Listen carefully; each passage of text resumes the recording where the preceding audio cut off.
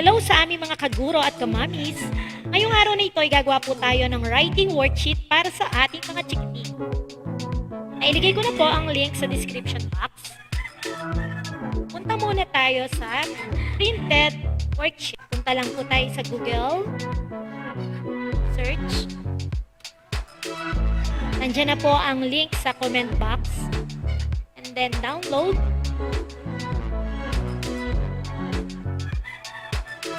Pagka-download po natin, ito ay ito siya. Siya ay naka-compress pa po, no? Right-click lang natin. And then, extract all. Ayan. Tapos, open natin siya. Ito muna natin ay wala siyang lines. Install natin. Then, yung next natin ay meron siyang lines. Install.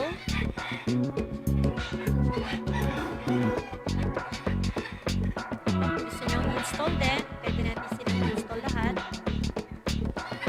Ayan. Ito naman yung meron siyang line pero may cut per word. Punta tayo sa PowerPoint. Let's say gusto natin i-print siya sa long para mas maraming may sulat yung mga bata. Set lang natin yung width to 8.5. Then, yung height niya is 13. Yan po yung size ng long bond paper. Ayan siya. Edit lang natin to. And then, meron na rin po dito sa description box below na ginawa kong line na merong red and blue lines. Insert lang tayo. Actually, wala po kasi kung nada-download. Parang wala pa akong nakikitang nada-download na meron talaga siyang line na red and blue dun sa font. Type lang po natin yung pangalan ng anak natin. Then, Control-A, ibig sabihin, all. And hanapin natin siya dito. So, yung download natin kanina ay KG. Punta tayo dun sa walang lines. Since we have blue and red lines. And then, palakihin lang natin yung font. Pasya-shoot. Ipasakto sa line. Ayan. Okay. Konti pa. Konti pa po. Hanggang sa pagsakto siya dun sa line. Ayan. Okay na siya. Konti pa.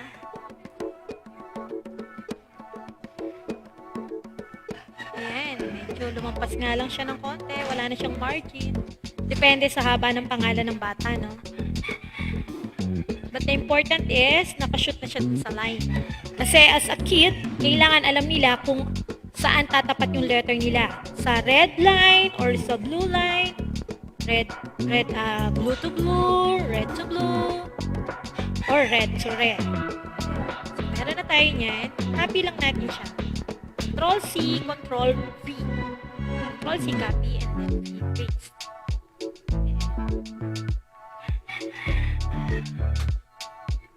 Sakto lang natin siya doon sa gulay.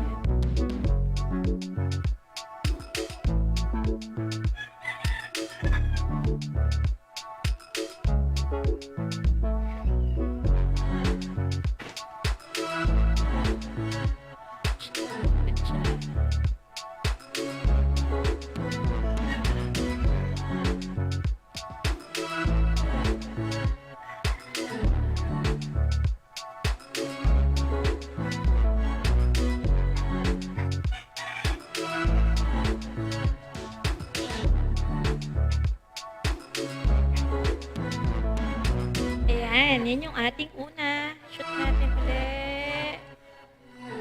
Ayan. Zoom natin. Let's see. Ayan, ganyan na ang kanyang itsura. Bakit mas gusto kong gumawa sa PowerPoint? Pwede kasi siyang i-save as JPEG or picture. Pwede din PDF. Sa Word, pwede rin naman. Pero mas nadadalian akong gumawa sa PowerPoint kasi pwede mo siya i-move ng i-move. Unlike sa Word, medyo nahihirapan ako mag-move. Okay, so ito yung merong lines na red and blue. So halimbawa, wala naman tayong ink na red and blue. Para medyo mas madali, slide lang tayo. Since since wala naman tayong kailangan na blue and red na line, pwede na tayong gumawa manually na may lines na automatic pala ng lines. So, 1, then a cross, 1, then a cross. So, just type the name of your kid, then Control A, hanapin ulit natin dito. So, gusto natin ay yung with line. So, yan ay KG, primary, ayun. Lakihan lang natin siya. Oops. Line. Pag magpapasulat tayo ng name ng bata, make sure na one line lang. Para, hindi po, yun na naman talaga yung pagsulat ng name ng atin, ng mga natin. Zoom natin. Let's see kung tama na siya. And don't mind this excess line. Kasi pag tinanggal natin yan, mapupura din yung last letter. And then, Control A, Control C. And enter. Control V, Control V.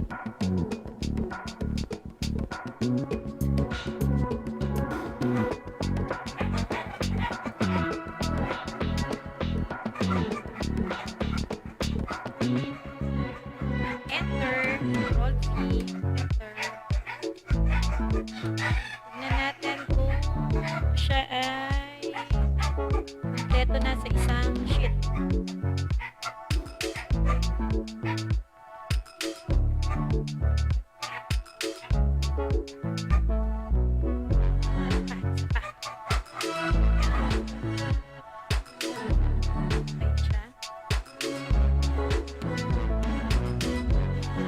Talagang sinagad natin, sayang ang space, diba?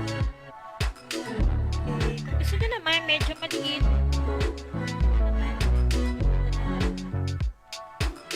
Depende sa inyo.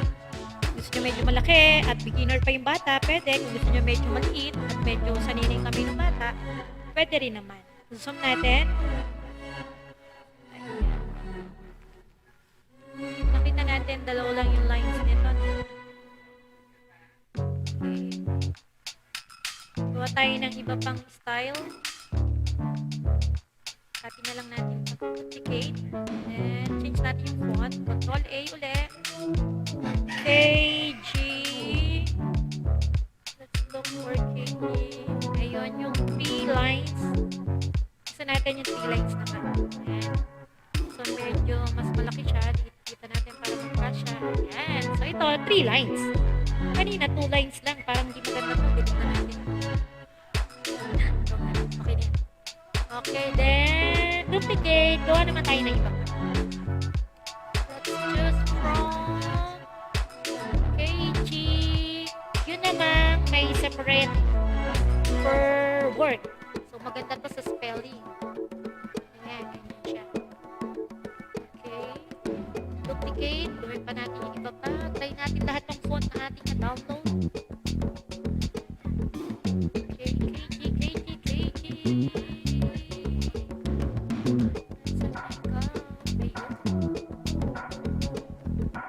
Okay, gusto naman natin ay walang line.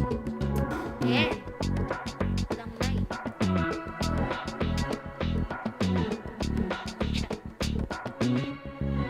Gusto nyo, halimbawa ay pag-iwahiwalay natin ng konti, masakit sa mata. Basta lang tayo sa spacing. Sobra siya, bawas lang tayo. Sa isa. Isa. Ayan.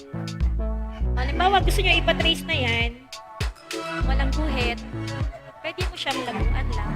Ayan, let's use gray color font. Ayan. Tapos, halimbawa, gusto pa natin ang iba pang font. Control A, lock din natin siya. Okay, na-download.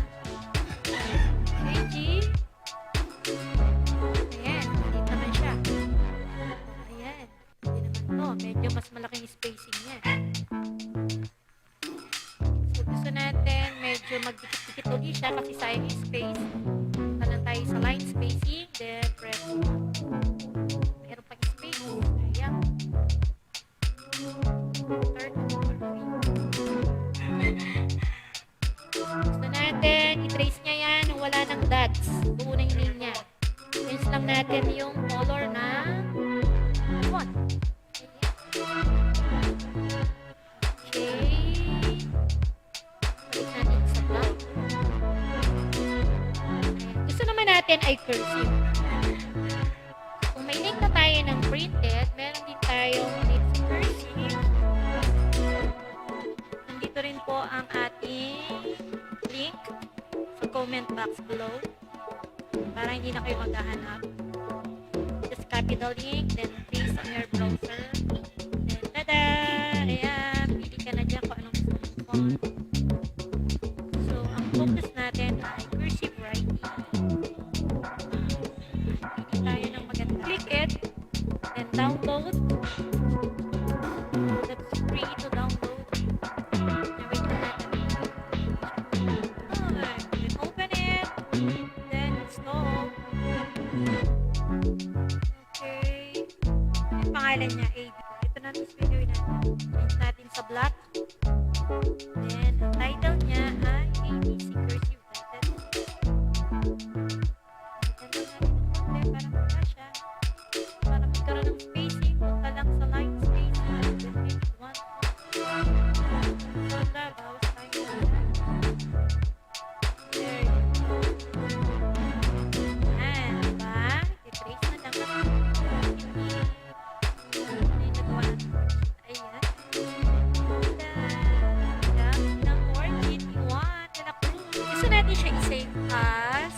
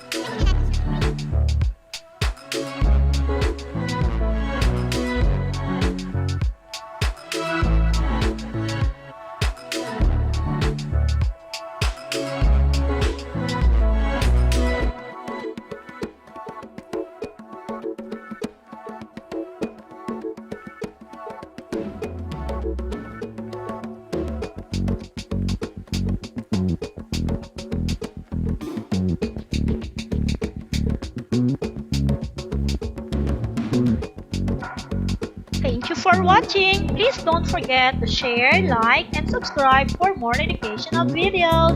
Goodbye!